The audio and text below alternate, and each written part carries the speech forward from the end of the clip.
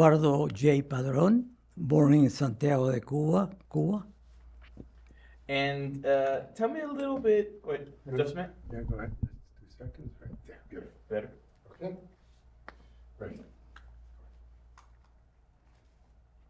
Tell me a little bit about your family's background and their origins in Cuba and some of your early life. Well, my family is from Santiago de Cuba, and basically a very large family.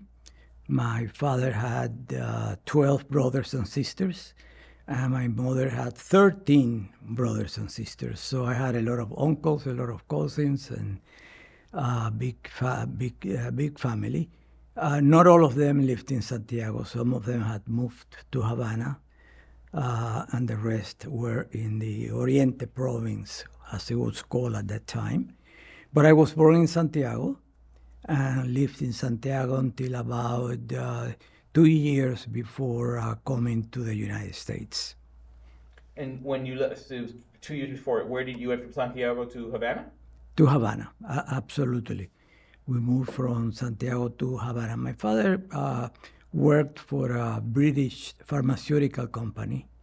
He was promoted, and the headquarters for Latin America were in Havana. So that's the reason why we moved to Havana.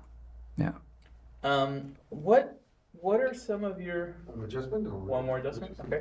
Keep going. I'm good. Oh, just like, okay. Okay. What were some of your earliest memories of life in Cuba? What was your life like in Cuba? I have nothing but wonderful memories of my time in Cuba. I grew up there until I was a teenager, and I had very supportive, very loving parents. I had a brother, 3 years younger than I. So the nucleus of what I call my family was small. But the extended family was huge. And we had a very happy life. We were what I would consider middle class, probably lower middle class. We had the opportunity to make friends, to go to school, and to enjoy those things in life that make a difference. Growing up in a very healthy environment and being able to make friends that still today, some of them were still get in touch with each other and so forth. And everything was wonderful. I have nothing that I would recall that was unfortunate or negative. My parents did everything they could to help us and support us in every way they could. They always understood the importance of education. So that was the main thing that they emphasized with us. But we had what you would call a very happy life. Wonderful. Was there a particular incident, or what prompted your family to send you to the U.S. as a teen in 1961? Well, first of all, let me say this. On the July 21st, 1961, I won the lottery, and I didn't know it. And by winning the lottery means that I found out that I was coming to the United States. It was sort of difficult and tragic for me because my parents had been working for over a year trying to get myself and my brother out of Cuba, and they didn't tell us. As a matter of fact, at home we were prohibited from discussing politics of any kind with our friends because nobody knew who was on what side of the revolution. And if you were found to be not in support of the revolution, you became a gusano, you became something that was not good for society, an outcast. And so that I didn't know what my classmates thought of the revolution or whatever. But one afternoon, around 4:30 in the afternoon, my parents called my brother and I, closed the front door, and sat us down in the living room and gave us the news that we were coming to the United States. That was a real shock. We never expected that we were coming to the United States. Didn't prepare for it or anything. It was very dramatic. I just didn't know what to think. I started thinking, what does that mean? I don't know the country, I don't know the language, I don't know the culture. What's going to happen to us? We're coming by ourselves. My parents couldn't leave Cuba. So it was my brother and I said, now I have to take care of my younger brother. And I remember that night I could hardly sleep at all. We have to get up very early in the morning because we had a flight that was supposed to leave Cuba at 9 o'clock in the morning. So at 4 o'clock in the morning, we were heading to the airport, and we were placed in what was called La Pecera. La Pecera was fishbowl, where all the people who were coming out of Cuba were placed in there to wait for the moment to leave the country, board the plane. It just happened that for problems that I don't remember or never knew, that flight didn't leave Cuba, not at 9 o'clock in the morning, but at 9 o'clock in the evening. During all that time, there was no food, no water, nothing. We were just a bunch of people inside, asking ourselves a lot of questions, not knowing the answers, hearing all the rumors, and seeing my father and my mother very sad through the glass, and my mother trying to avoid seeing her cry. Something very significant was that before we went into the fishbowl, the pecera, my mother asked me to promise her that no matter what happened to us in the United States, how difficult it was, that we would go to school and we would learn. And she specifically asked me that I needed to make plans to go to college. And my mother said to me, that is essential, because in the United States, if you don't have a college degree, your future, your ability to achieve the American dream will be very limited. That made a mark on me and has been my guiding principle ever since. And that came from a woman who had only completed 3rd grade. But she was smart enough, she was very intelligent, and she understood the reality of what they were going. With time, I went into resentment, to total admiration, to total, I don't know how to put it in terms of language that people will understand.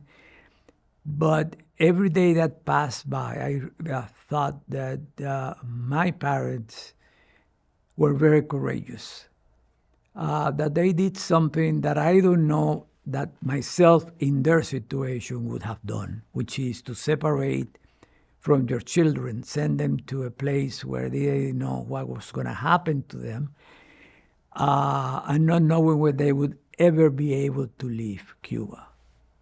I remember my parents that afternoon where they got us together to give us the news, told us, oh, don't worry, in a couple of months, you'll be back. Well, it's been over 60 years, and we're still here. And when I, at the beginning, said on that date, July 21st, 1961, I won the lottery, I didn't mean the Florida lottery or the lottery as people understand it. With time, I realized that my parents saved us from a regime that had no compassion no empathy, no respect for human dignity. And I could go on and on and on. And in fact, our parents saved us. To me, they are the heroes. In this whole story of Cuban migration, especially those of us who came unaccompanied with our parents, I think not enough tribute has been given to the parents who made that very, very difficult decision. Pedro Pan brought, I think, hundreds of thousands of kids into the United States. What was that experience like for you once you settled in America? Well, for me, it was a little different because my visa and everything to come here, or the voucher, whatever you call it, was not really a visa. There is a lot of stories about how that happened. It's still a mystery for many. But for me, I came here on the understanding that at the airport there would be someone waiting for us that would guide us and take us with them. Well, everybody came out of the airplane. Everybody went home with those people who were waiting for them. And my brother and I, it was getting late. It was past 10:30 in the evening. There were almost nobody at the airport. There was this lady. Her name was Rosa. And she was waiting for her niece. Her niece never came. She was not on that airplane. She didn't know why. But we started talking to each other, and she asked us our names and who's picking you up, why are you here waiting? And just happened, things that happen in life and you have no explanation, that this lady knew my parents. She knew my parents, and she said to us at some point, well, nobody's here looking for you, but I cannot leave you here alone. I'm going to take you with me. And she did. She lived in the north end of the county in a very small apartment, only one bedroom, with her own daughter, which was at that time a year and a half or something like that. She knew that by taking us into that room, she was taking a risk, because the owner of the apartment, which was next to his apartment, was like an addition to the apartment, said that it was only for her and the daughter, not for anybody else. So we got to that place very hungry because we had not had anything to eat, sweaty, with needs to take a bath and whatever. And she said to us, you're not going to take a shower because if you open the shower now, he's going to hear the noise on the other side. He's going to realize that there is someone else here. And I remember that she had, the only thing she had was an apple and a package of bologna. And she took the apple, cut it in half, gave my brother half and myself half, and one slice of bologna to each. And that was dinner. It was time to go to bed. Bed meaning sleeping on the floor, hungry and desperate because we thought America was something different, that something different would happen to us. I remember crying all night and trying to hide the whole emotion from my brother, who was younger. And I already became like his father because he was younger than me, and I felt the responsibility. And that's how life started in the United States. The next day, we went to register at some place that we had to register.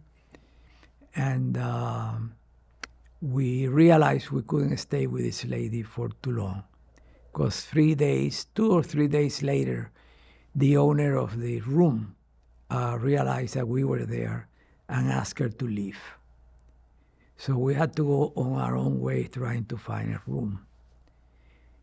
In a way, that experience taught me a lot. Taught me a lot because I began to realize the reality of America. A country that I have adopted, a country that I love, a country that I have tried to pay back for everything and opportunity that has given me. But I also saw the ugly part of America. Because in looking for a room for my brother and I, when I say a room, I mean a real efficiency. We saw for rent signs, and when we would knock on the door, even without we could even say a word, they would say, already rented, when it was obvious that it wasn't rented.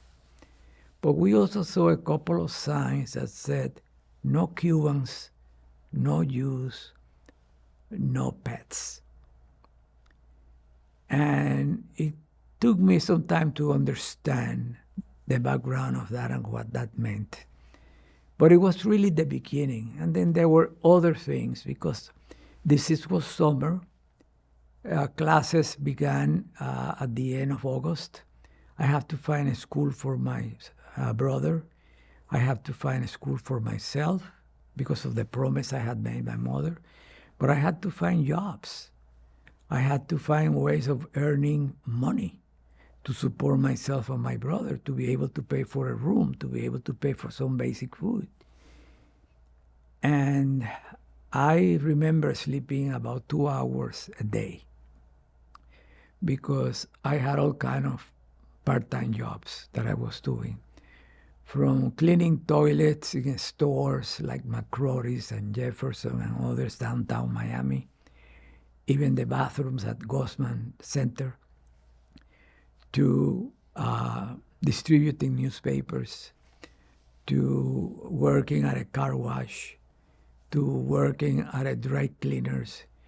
On weekends, both Saturdays and Sundays, there would be a bus that would pick us up at 5:30 in the morning and take us to to Homestead.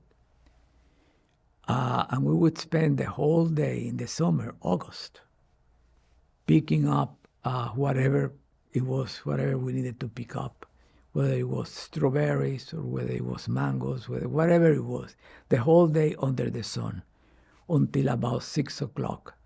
That same bus will bring us back and leave us at a place near the room where we were staying. That was Saturday and Sunday, so we didn't even have the weekends. But I could go on and on and on with this experience, but the reality is that we were able to survive. We were able to find ways of getting ourselves into school. I was able for the first time to buy a shirt because I only had one shirt, a shirt that I would wash and hang every evening, so in the morning will be dry, and I will wear that the next night, the same exercise. So I felt rich buying for 25 cents in the basement of Richard's store that was very well known at that time, a shirt that I could buy for myself and also for my brothers to go to school. And communications were not easy. The only way to communicate was basically by writing letters that you never knew if your parents were going to receive. Sometimes I would get them a month, 2 months later. But we were making every effort for them not to know what was going on here, what was happening. We were just telling them that we were happy, we were going to school and all that. So we started school, and we started learning English.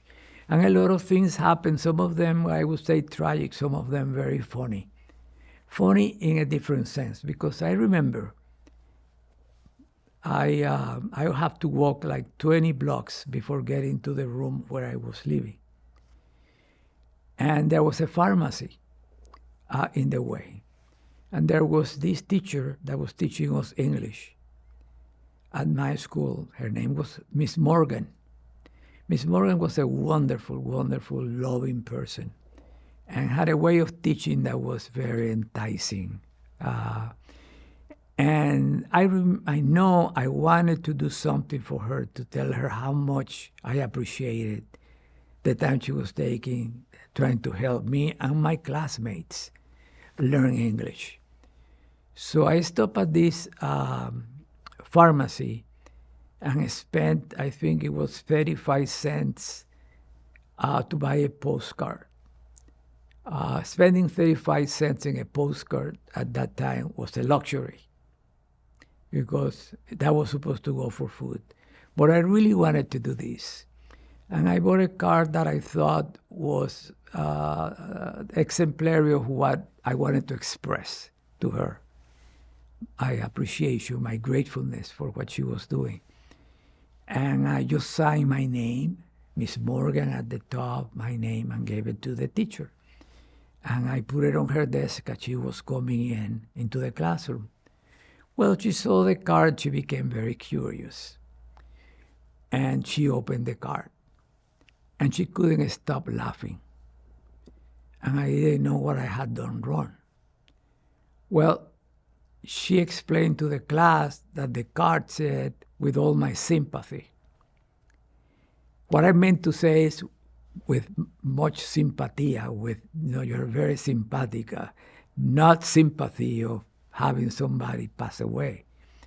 And the whole class laughed, and everybody laughed. But I felt so much shame for that. And you will not believe to this day the impact that I had on me. Because from that day on, I became mute. I wouldn't open my mouth in class. I would sit in the back. I felt so ashamed of what I had done and my stupidity. So I could tell you hundreds of stories of life in America at the beginning, that some of them were difficult, but they were learning lessons, things to learn from. And I've always been a very positive person. Something really bothered me when I could afford to take the bus back to the school, noticing that those students of color, black students, were sitting in the back. And the rest of the bus was empty. So I didn't know what was going on, what I was supposed to do, why they were sitting in the back. So I went and sat in the back with them. And they were friendly. They asked me, "Did you come by train from Cuba?" Or, those kind of things. I remember when they all left, departed the bus, the driver stopped me and said, "Wait until they are all gone." And he said to me, "You don't sit back there. You sit here in the front." He didn't really know what to do with me. He didn't know what I was. He knew I had an accent, but I looked white, but I wasn't black. And I immediately understood that there was something wrong. And it was episodes like that started building in me a social conscience that have lived with me and has defined me all my life. I remember the first book I read because of the subject was To Kill a Mockingbird, which basically is all about race. It's all about racism. It's about the story of blacks in America. And since then, that has really guided my life in terms of making sure that we live in a society that is fair to all, that is equitable, that really gives everyone a chance. And I realized what my mother has said had more meaning now than ever, and that is, you have to go to school, you have to go to college. And so that was actually the beginnings. I graduated from high school. I did a year and a half. My brother continued in middle school. And then the idea of college started getting to mind. My mother said, "You must go to college." So I went to see this lady who told me, they told me she was my counselor. I didn't know what a counselor was. Never had I been called to the counselor's office. Didn't know that I had been assigned a counselor. So I went to her Again, a very nice lady, someone who really was an asset to the school. And I asked her the question. I said, I need your help. I understand you're here to help the students get to college. I need your help in making sure that I go to college. How do I do that? Before I finished, she took a little piece of paper and wrote down something. And she gave me that little piece of paper and said, go to this place and they will help you. So when I came out of the classroom, I read that. I just saw a name and an address, but I didn't know what that meant. So I started asking other classmates that had come before me and were speaking more English, knew more about life in America than I did. And they said, oh yeah, that's a technical school, a vocational school, where you can learn to be a carpenter or a plumber or an electrician. And immediately I realized that's not what my mother had in mind. So with the help of my friends, I filled out application to 10 different universities. And it took me a lot of courage because the application fee that had to go with the application was substantial. So most of the savings that I had to go to pay for, the applications to different colleges. Again, being very naive, I applied to the best universities in America. All of them. 10 of them. Time passed by, I wasn't getting any responses until I started getting letters. Every one of them was a letter of rejection. Not a single one would say, welcome, you are admitted. I never questioned the reasons or anything. I knew that my promise to my mother was in trouble because there was no school that would take me. A classmate said to me, oh, you know what? There is a college that recently opened in the north end of the county. It's not near here, La Sabuesera, Southwest Miami. It's in the north end. It's by Opaloca. And it says, it's going to take you 2 or 3 buses to get there, but why don't you go there? Because probably they'll give you a chance. They are new. So I did. And the school said to me, yes, you can come here. They opened their doors to me. They opened their arms. They embraced me. And that school at that time, the name was Dade County Junior College. What today is known as Miami-Dade College. Was very small because had just started. But there I found the confidence, I found the teachers, I found the people who really cared about me and wanted me to succeed and gave me the opportunity to learn. And that school changed my life. So if when I talk to you, I sound a little passionate about it, I have plenty of reasons for that. Because if that school had not been there, I would almost 100% sure I would not be here speaking with you. You might have been a carpenter, gone to John Hopkins. Nothing wrong with being a carpenter, nothing wrong with being a plumber. It's just that I had made a commitment to my mother who knew better. But secondly, it was obvious that I had the potential to be much more. My intellectual ability to make greater contributions to society were there, but they were not recognized. Life works in some interesting ways because I went to Miami-Dade College for my first 2 years. I did very well. And then I transferred to other schools until getting my PhD in economics. A dream come true. You cannot get any higher than the PhD, as you will know. The irony of all of this is that 9 of those 10 universities, in years after years later, one by one, have given me an honorary doctorate.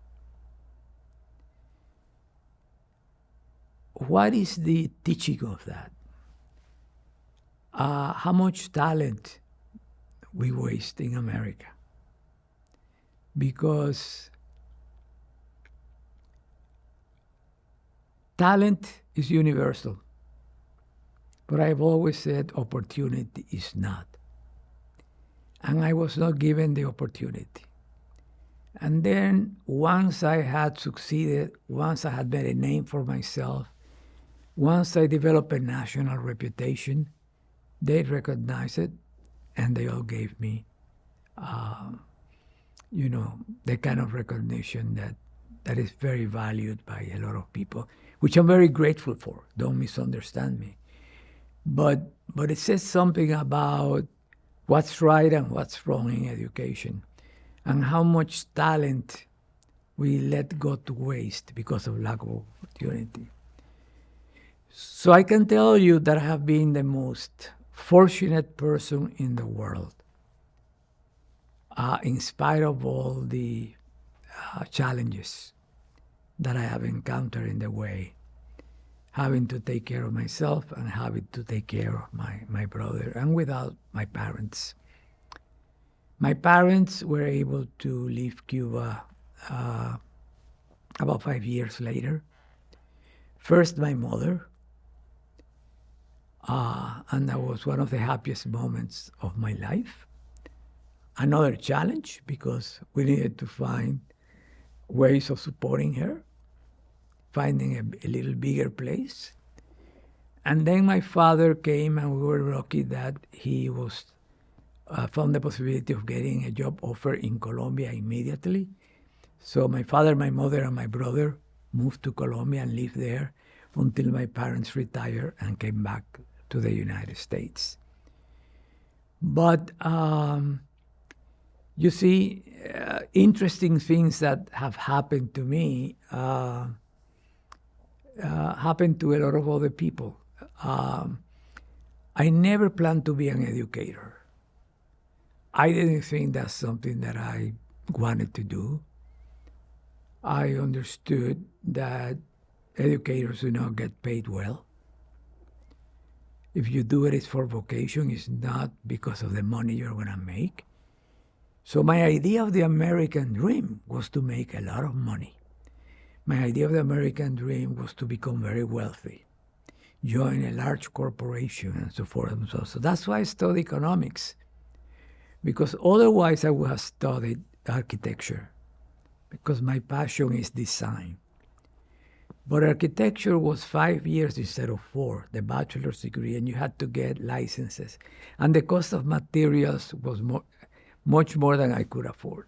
So I studied economics with the idea of getting ready to make money, join a large corporate enterprise. And when I was finishing my PhD, I went back to Miami-Dade College to see my former professors, with whom I have developed a relationship, to give them great news. And the great news was that I had several good job offers with Ralston Purina, with the United Fruit Company, with Eastern Airlines, with the one that I accepted the job,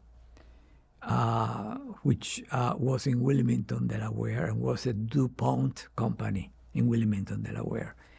They offered me an incredible job. They took me there 3 times to look for homes, get acquainted with the city.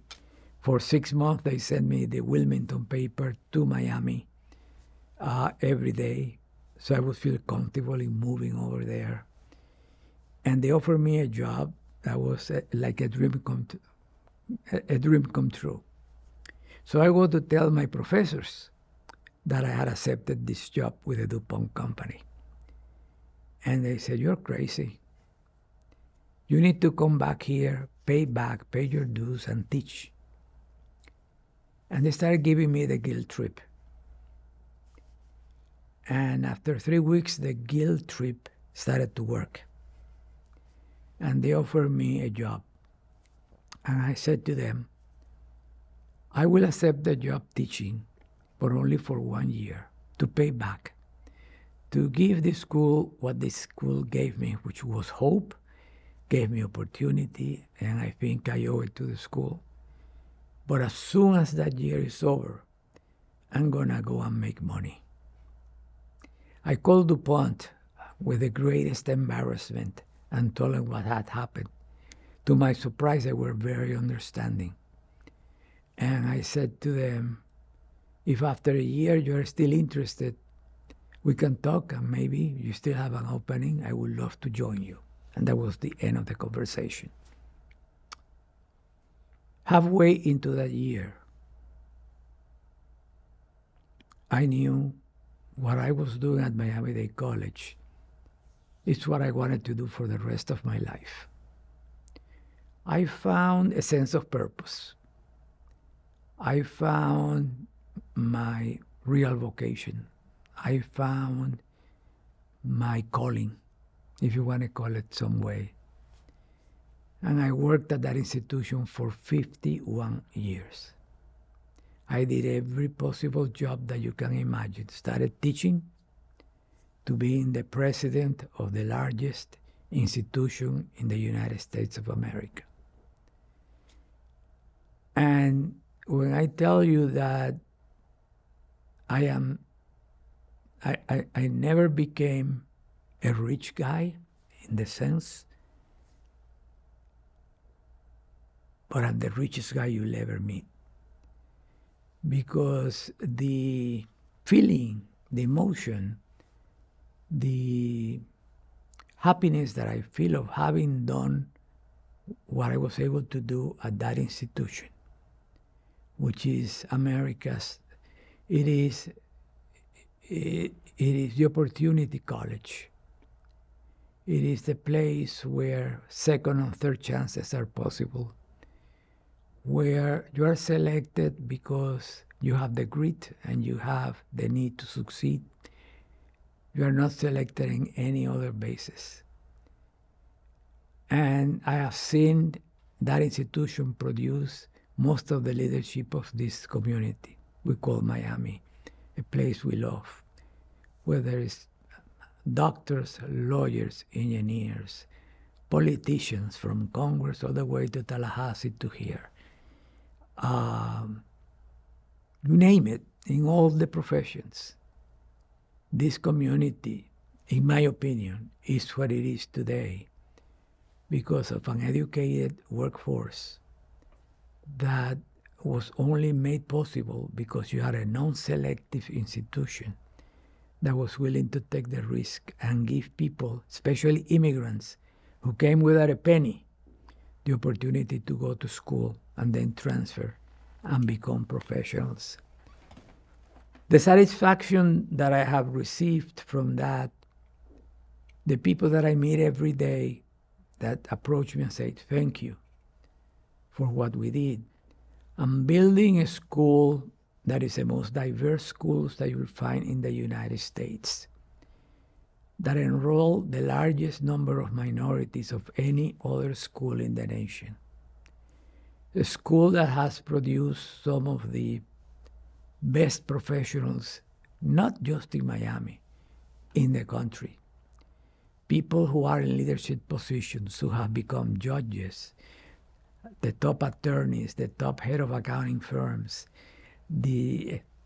every profession. It is something that has changed the city. It's a school that embraced the arts and embraced culture so everyone could have a sense of belonging.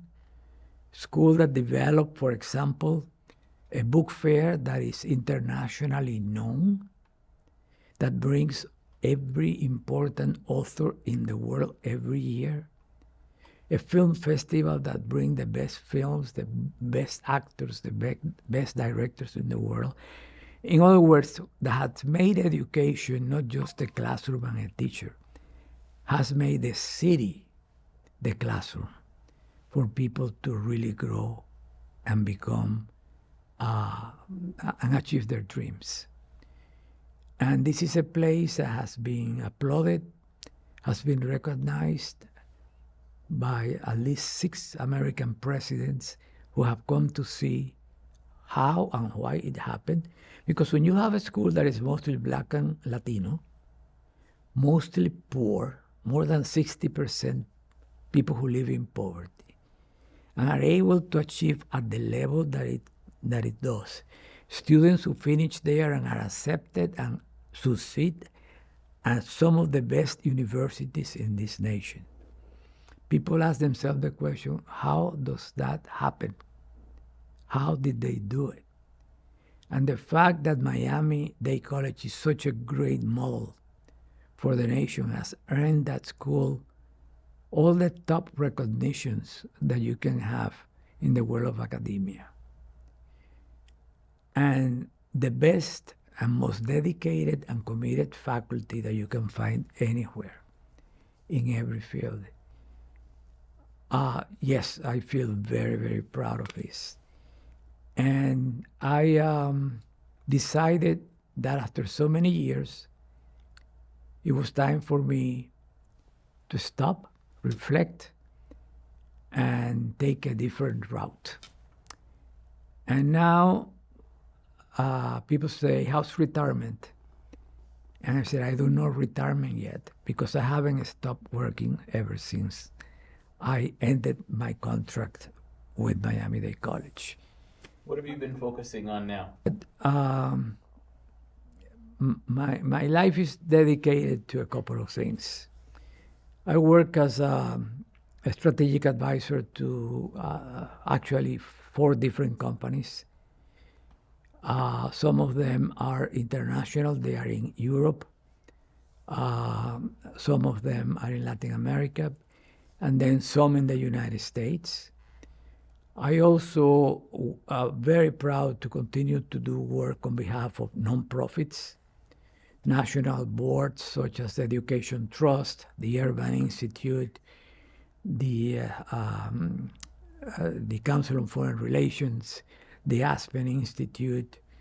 I've been a fellow with most of those organizations, and keep very, very, very busy doing all kind of work.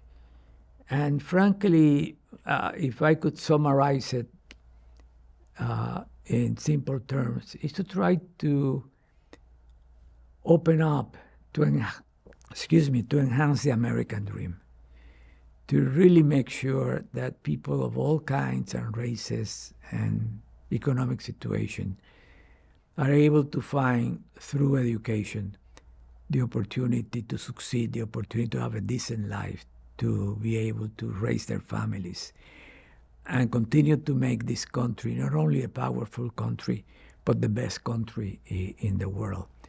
And that's what I do every day of my life. And that's my passion. That's my, in summary, that's my life. I mean, in a remarkable life, with so much achievement and also just so much impact on the lives of others. I wonder if we could take a step back. You good? No, go ahead. I wonder if we could take a step back to your tenure at Miami-Dade College. At any juncture, at any position that you held, I wonder what would you say was the biggest challenge that you encountered, either within the college or or outside, but connected to your work there? Well, remember, I spent there 51 years.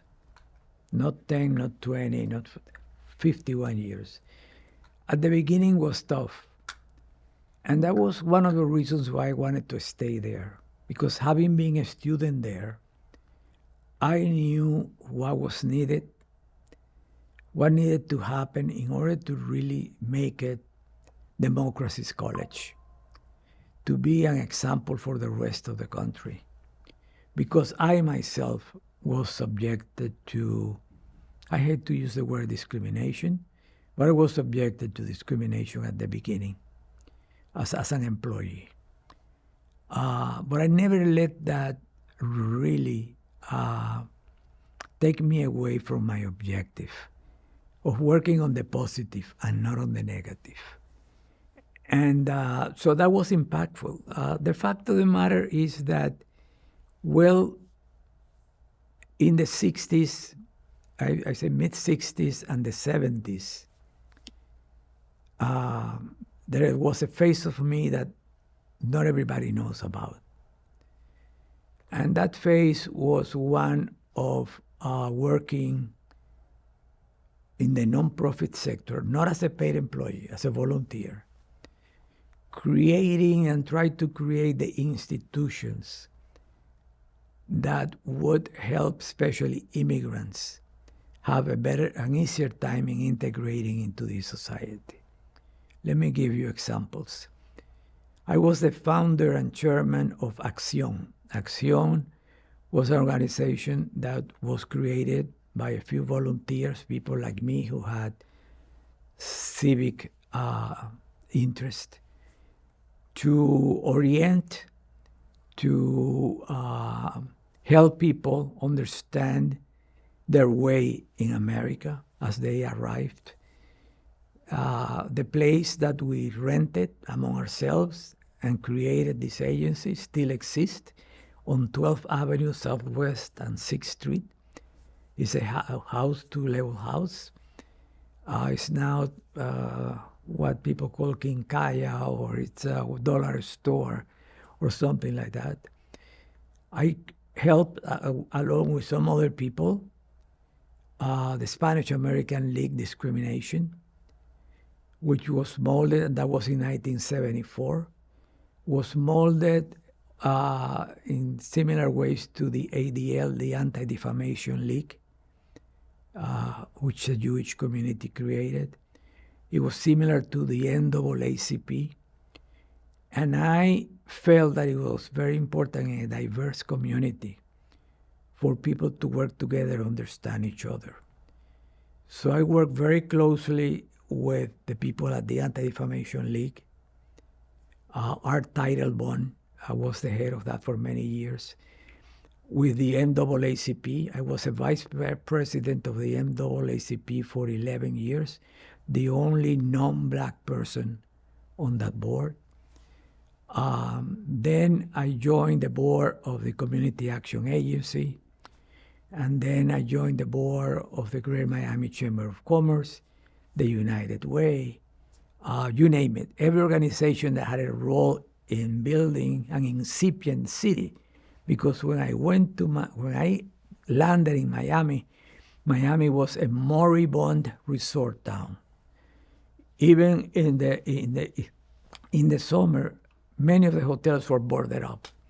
Most of the people were there in the winter, and was snowbirds from the north who came to spend the winter here in Miami. You hardly heard any sounds other than the sirens of the ambulance picking up older people. Transportation was almost non-existent. To get from one place to the other was difficult. Miami was a very dormant city. The brilliant, if you want to call it that way, of Miami went to Las Vegas in the 50s and the 40s. And Miami, it was difficult to find employment. It was a city that basically was lacking. We had still the beaches, beautiful.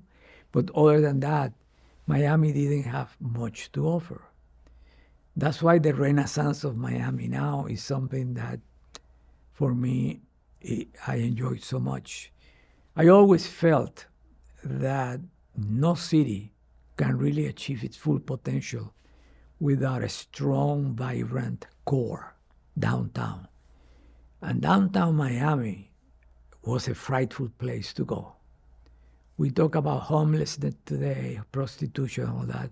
All that was present in downtown Miami in big numbers. At 4 o'clock, nobody would want to stay in Miami, 4 o'clock in the afternoon. And people thought we were crazy when we decided that we were going to build a campus, college campus in downtown Miami. Because no buildings had been built in Miami in 25, 30 years. And we felt that it was the opposite, that we needed to come downtown and begin to the revitalization of downtown Miami. You go to downtown Miami today, it's hard to recognize. I have pictures of what it was and pictures of what it is today. It was extremely, extremely two different places. And I think not only the college was the most important catalyst in that, because we started doing things that nobody thought about. People give me credit for the book fair, which has become internationally recognized. And I think it's because of my love for literature. Yes, I love literature, but my real reason for starting the book fair was that I wanted to do something on the streets of downtown Miami, around the campus, around the one building campus, to bring people downtown, enjoy themselves, and begin to recognize downtown as a place to be. Nobody thought it would happen. Not even the head of Night Reader at that time, who I went to ask for money to do this, laughed at me and said, "Do you think people are going to come downtown to see books?" Well, that first year it was 25,000 people. 5 years later, were 400,000 people coming to the book fair. The same with the film festival, and I could go on and on and on and on. We changed the face of downtown and still have a long way to go, but let me tell you, it's something very, very different. And that institution, Miami-Dade College, played a very key role in forging, in guiding that growth and that change, having educational opportunities everywhere downtown for people. And so those are the kind of things that make me reflect on as I grow older and recognize that in life there are opportunities that we let pass, but also there are opportunities that if we take advantage of them and build upon them, wonderful things can happen. Yours is a career and a life that has been full of achievement, lots of recognition, all very due. And I have always thought what we don't talk enough about is failure, and particularly for something that will live on, as this oral history project will. I wonder if you could reflect on what failure has taught you. If there's been a moment of failure that you've encountered, and what that might have been, and what did you learn from it? Yes, I have faced failures, a real amount of failures.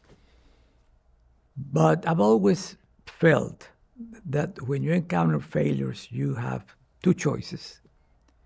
One is to feel sorry for yourself and feel bad and do nothing about it, or to recognize that maybe you could have done something different, that maybe there is another way of getting this done, that maybe you need some other allies who you're able to convince to believe the way you do.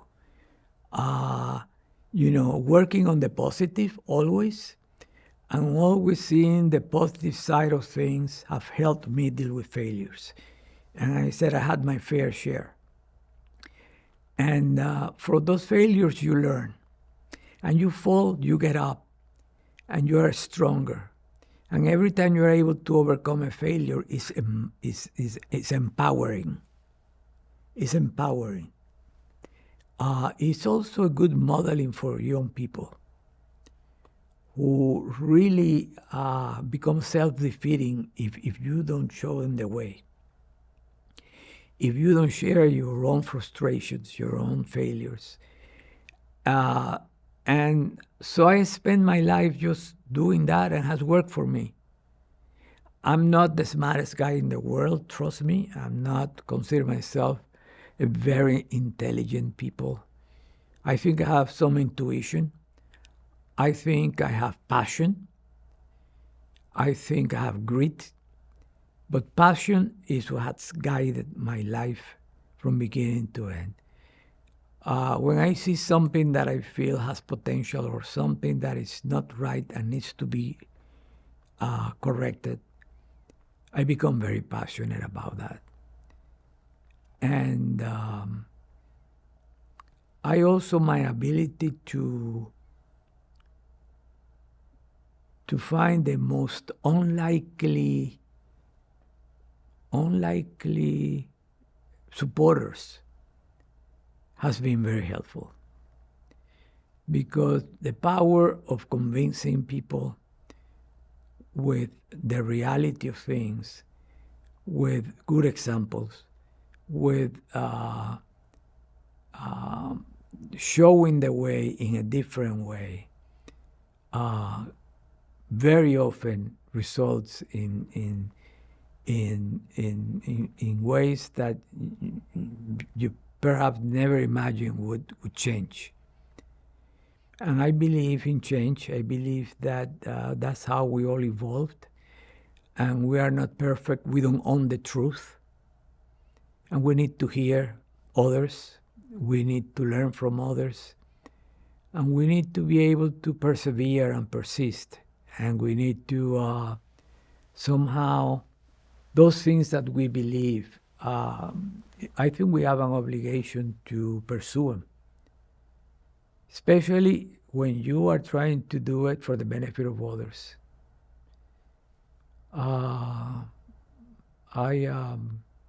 I could be doing other things, spending more time, vacationing, doing things that people love to do. I do a lot of that. Trust me, I'm not that boring. But nothing gives me more satisfaction is becoming passionate about something. And I get a call from someone who's really going through injustice, and I end up saying, yes, I'm going to help you. And then at the end, I say, why did I say yes? Now, the time that I'm going to have to spend trying to help this individual do this. But in the way I say, if we're able to succeed on this, not only we're saving the life of this person, but we are really helping a lot of other people along the way.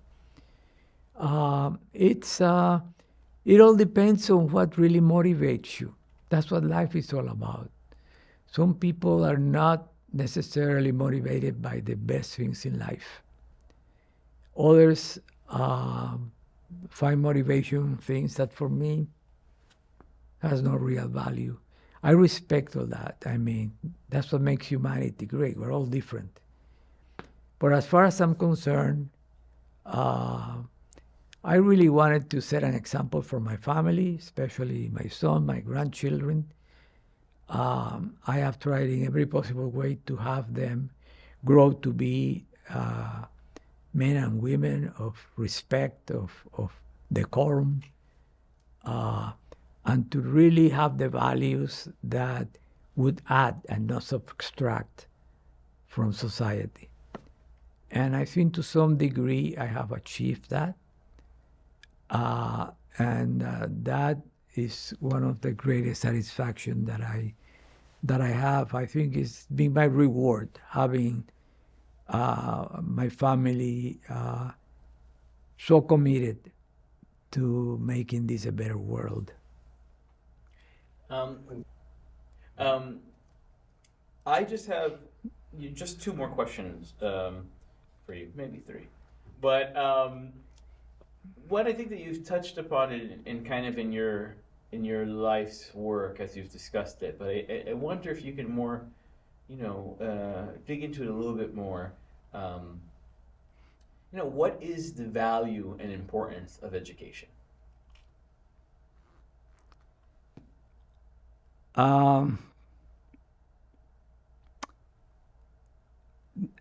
Education is the best tool that we all have to be able to become independent, to be able to be free, intellectually, as well as free to do the things that you believe in.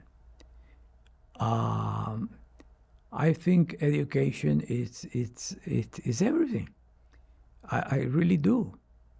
And I think when people are educated, they're able to, in many ways, find themselves, to be able to achieve their dreams, to be able to provide for others.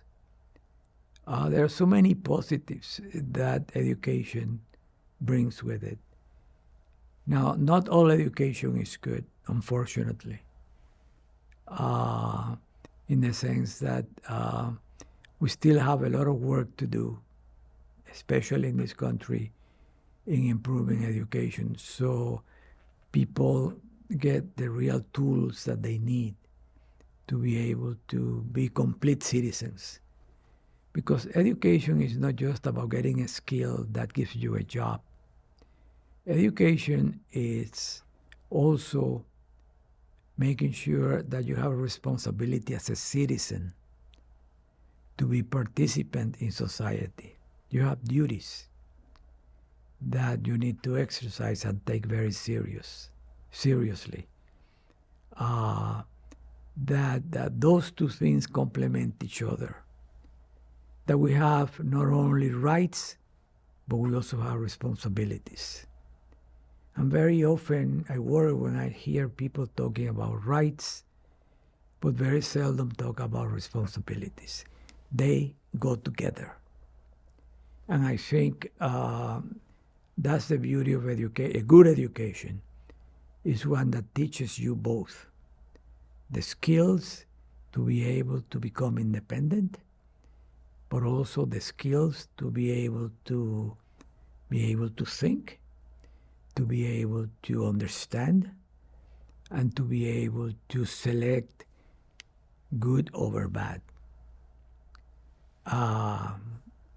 And that has been proven through the beginnings of the world. And we need to understand, as we look at the rest of the world today, the role that education plays and how education is making the difference, either negatively or positively, in different parts. And being able to discern that, to be able to understand that, I think is part of what education does, gives you that ability. I wonder if you could, I only have two more. And I wonder if you could tell me, if you could kind of contextualize your American dream, your journey to your American dream, as succinctly as you can. That's a very difficult question, because the American dream is not something that is concrete. It's abstract in many ways. It is, to a great degree, whatever you want to make it. Each one builds his or her own American dream. To me, the American dream was several things. One, making sure that I could provide for my family, so they could have a decent life. That's one. Number two, I think I saw the American dream as a responsibility, as a way of paying back for all the good that we enjoy, all the possibilities, all the opportunities that we're given, whether we take them or not. I think the American dream is a concept that emboldens. It's a concept that basically allows people to build, to contribute to creating a better society for all. Because the American dream is not some people don't understand this, but the American dream wasn't made just for you or for me. The American dream was made for us, you and me and everybody else. It is a way of bringing the best and all the good in people together, with emphasis on values that we hold dear and values that help us build a better society. And to me, that's what the American dream is all about. It's one that reminds you that you have a duty to give back. It's one that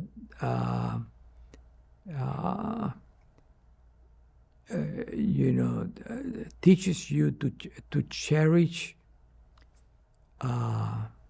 sometimes the very small things, but the small things that really make a difference, not only in your own life, but the life of others.